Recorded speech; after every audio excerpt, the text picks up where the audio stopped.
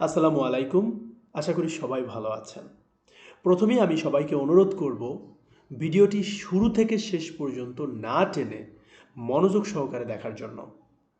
আমি এমন একটি টপিক নিয়ে আলোচনা করব যেই টপিকটি সবার জন্য গুরুত্বপূর্ণ। প্রত্যেকটা শিক্ষার্থী থেকে শুরু করে সবার জন্য গুরুত্বপূর্ণ। তাহলে আমি কি নিয়ে আলোচনা করব? আমি আলোচনা করব মূলত ওয়ার্ড মিনিং বা ভোকাবুলারি নিয়ে। আমাদের অনেকে আছি আমরা যারা ইংরেজিতে কথা বলতে চাই কিন্তু বলতে পারি না। হ্যাঁ, এমনও আমি অনেককে দেখেছি যারা লেখাপড়া শেষ করেছে কিন্তু ইংরেজিতে 5 মিনিট 6 মিনিট কথা বলতে পারছে না। কেন? তারা কি জানে না? তারা জানে, কিন্তু তারা অ্যাপ্লাই করছে না। তারা ওই ইংরেজিতে বলার চেষ্টা করছে না, বলতে গেলে লজ্জা পায়, শেখার একটা আগ্রহ তাদের নেই, অথবা দেখা যাচ্ছে যে আমাদের ভিতরে একটা একঘেয়েমি স্বভাব আছে, সেই স্বভাবের কারণে। তো প্রথমত আমাদের কি করতে হবে? আমাদের মধ্য থেকে যে একঘেয়েমি স্বভাব সেটা ঝেড়ে ফেলতে হবে, অর্থাৎ আমাকে শিখতে হবে। আমি শিখব, অর্থাৎ আপনি জানেন যে প্রত্যেক দিন নতুন কিছু আমাকে জানতে হবে।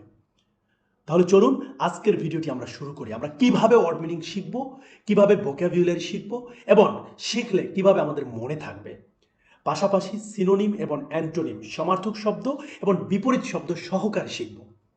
প্রথম শব্দটা আছে অ্যাব্যান্ডন, অর্থাৎ আমরা এ থেকে শুরু করব। তো এখানে আছে কি অ্যাব্যান্ডন। অ্যাব্যান্ডন অর্থ হচ্ছে পরিত্যাগ করা। এখন দেখুন, এই যে মিস্টার ডগ সাহেব, উনি কি আছে? দাঁড়িয়ে আছে। ওনাকে ছেড়ে একটা গাড়ি চলে যাচ্ছে। ওনার কিন্তু খুব খারাপ লাগতেছে, তার মানে ওনাকে কি পরিত্যাগ করেছে, তারা ছেড়ে গেছে, যদিও আমার মায়া লাগতেছে। সো এটাকে বলা হয় অ্যাব্যান্ডন, রাইট?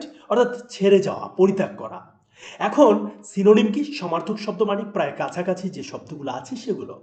যেমন desert, relinquish, abdicate, discard, give up, forsake, quit, reject, renounce, shun, এগুলো হচ্ছে সিনোনিম। অ্যান্টোনিম কোনগুলো? যেমন দেখুন, retain, embrace, espouse, adopt, continue, pursue, uphold, এগুলো হচ্ছে অ্যান্টোনিম। এবার আমরা 2 নম্বর শব্দটি দেখব। অ্যাবেট, প্রশমিত করা বা তীব্রতা কমে যাওয়া। যেমন দেখুন, আপনার কিন্তু উদ্দেশ্য বাংলা মিনিং শেখা না, আপনার কিন্তু উদ্দেশ্য এই ওয়ার্ডটাকে মনে রাখা। তো এই শব্দটাকে যদি মনে রাখতে হয় আপনাকে কি করতে হবে? এই ইমেজটা মাথার মধ্যে গেঁথে ফেলতে হবে যে অ্যাবেট দ্বারা যে প্রশমিত করা বোঝায়, তার মানে এটা কিভাবে? অর্থাৎ এখানে তীব্র ছিল, আস্তে আস্তে আস্তে আস্তে কমে গেছে, এটা হচ্ছে প্রশমিত হওয়া। আমরা যদি সিনোনিম দেখি, যেমন সিনোনিম কি কি আছে দেখেন: subside, decline, diminish, lessen, dwindle, reduce, decrease, mitigate, allay, relieve and soothe. Antonym কি আছে? Intensify, boost, magnify, amplify, prolong, exacerbate, aggravate, exasperate, make worse. এটাকে অনেকেই ওর্স উচ্চারণ করেন, নো, এটার উচ্চারণ হবে ওয়াস, ওয়াস। এরপরে আমরা 3 নম্বরে চলে যাই। 3 নম্বর শব্দটি আছে অ্যাবডিকেট, পদ বা সিংহাসন ত্যাগ করা। মানে পদ বা সিংহাসন কি করেছি? ত্যাগ করেছি। দায়িত্ব বা কর্তব্য পালন থেকে পরিত্যাগ করা, মানে পালন না করে পরিত্যাগ করলাম। এই আমি বললাম যে সিংহাসন, তোর সিংহাসন তুই চালা, আমি চললাম।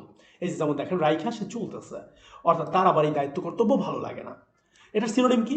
শার্ক, দায়িত্ব এড়িয়ে চলা। Relinquish, abandon, disclaim, disavow. Antonym seize, hold and usurp, এগুলো হচ্ছে কি এটার অ্যান্টোনিম। এবার আমরা 4 নম্বর শব্দটি দেখব।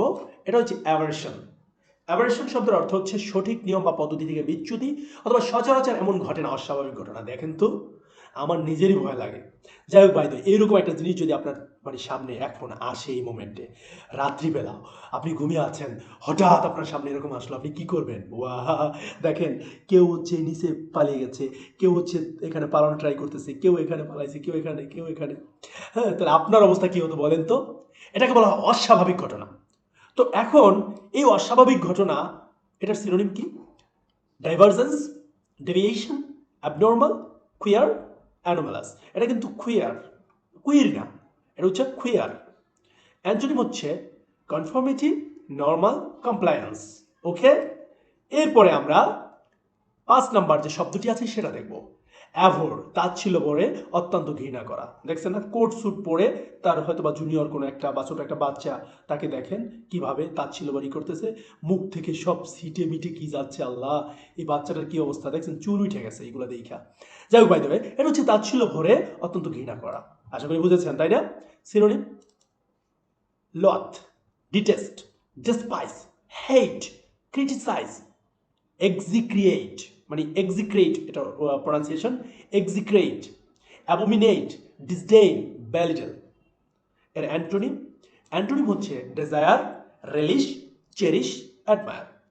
শিক্ষার্থীরা প্লাস অন্যরা যারা আছেন, যারা এই ভিডিওটা দেখছেন, আশা করি আপনাদের সবারই ভালো লেগেছে। যদি ভালো লাগে সাবস্ক্রাইব করবেন, কমেন্টে জানাবেন।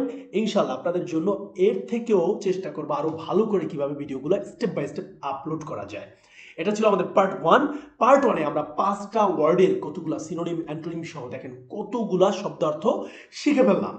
এভাবে শিখবো এবং এগুলো আমাদের রেগুলার নিত্য নৈমিত্তিক কাজে আমরা ব্যবহার করব। যখন আমরা এগুলো আমাদের দৈনন্দিন জীবনে ব্যবহার করব, দেখেন কোনো জিনিস যদি আপনি ব্যবহার না করেন, আপনি কিন্তু ওই জিনিসের সফলতা পাবেন না। ইংলিশ আপনি পারেন না, ওকে, কোনো সমস্যা নেই, আপনাকে পারতে বলছে কে, কিন্তু আপনি যা পারেন তা আন্দাজে বলতে থাকবেন।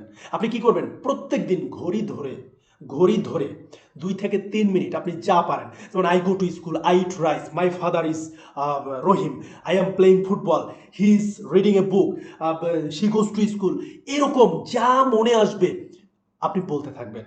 অর্থাৎ আপনি দৈনিক 3 মিনিট এভাবে প্র্যাকটিস করবেন আর চেষ্টা করবেন যেই শব্দগুলো আপনি দৈনিক শিখতেছেন আপনার কথার মধ্যে সেগুলো ঢুকানো। যেমন আপনি বলেন, I hate you, I criticize the man, I execrate the person, I abominate the situation. অর্থাৎ আপনার যা মনে আসে আপনি তাই বলবেন, ভুল ভাল যেটা আসুক টেনশন করবেন না। আপনার দিকে তাকিয়ে কেউ হাসবে, ওকে, আপনি তাহলে একটা আপনার রুমে চলে যান, রুমে চলে গিয়ে একা একা বলা শুরু করে দেন।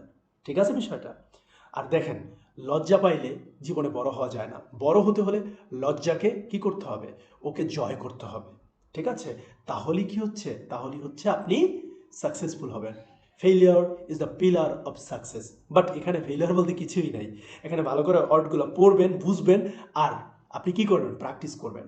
তাহলেই দেখবেন আপনি সাকসেস অটোমেটিকলি চোখ বুঝে হয়ে গেছেন।